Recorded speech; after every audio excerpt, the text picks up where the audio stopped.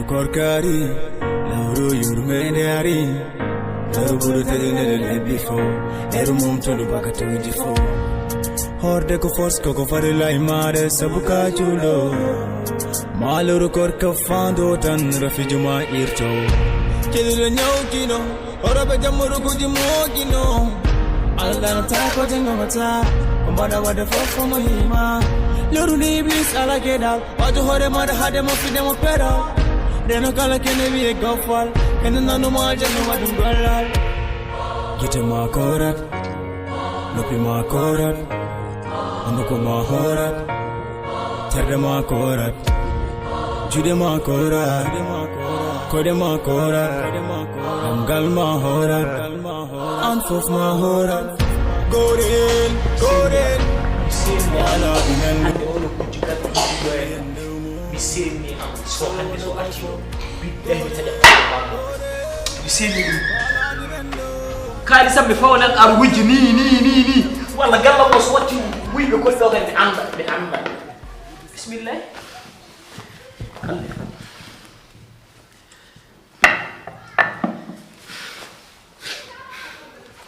o kali so anda fono kebru mo gujjo ko tajo goddol kadi e nder lewru korka gujjo taja goddol e nder lewru korka dum fo buri harmude dum fo buri harmude babagal an kam an ha lewru ndu ha maaye ko ni tan lewru ndu ha maaye so ber hebe hen ko metti mi ko musi mi hala mami maaye so tawi an jidda yiide mi ko ber mubbi anani so tawi mi hebari jama e nder gallam mi hala tan mi maaye ha lewru ndu maaye mi maaye anani do debus mo jeyi dum gujjo do kali so alle sedi so ari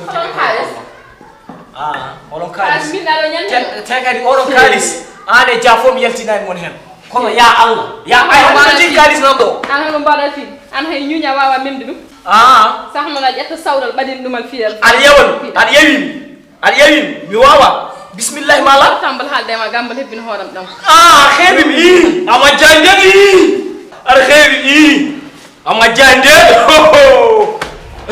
gite ma korat lopi ma korat anduko ma horat terde ma korat jude ma korat kode ma korat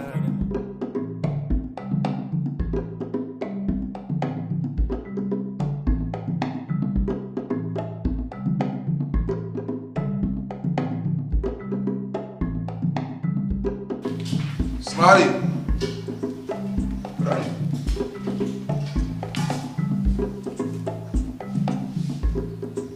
Allah zero stress dum Tay. ande sidu sikinu gujjom desin warde zero stress Tay. desin warde zero stress Umumo. zero stress desin warde Umumo hon. acire den dayna banni Mayen. Mayen. zero stress dum goni Ano. Ko karata, ko dano da. gujjo padanol Ha? gujjo Gujjo roy fi dum. gujjo kali sama on padanol Yow waram do je wonna, wona mbira khalis mabu, je buftu jum sulma o yaade yow twar dani ala fu ko. inshallah yo alle ne sedi zero stress alle ne sedi yo gujjo so ari mo ganda so tawi holko Min ala ni shedi wa wande mo hayta. Haydara.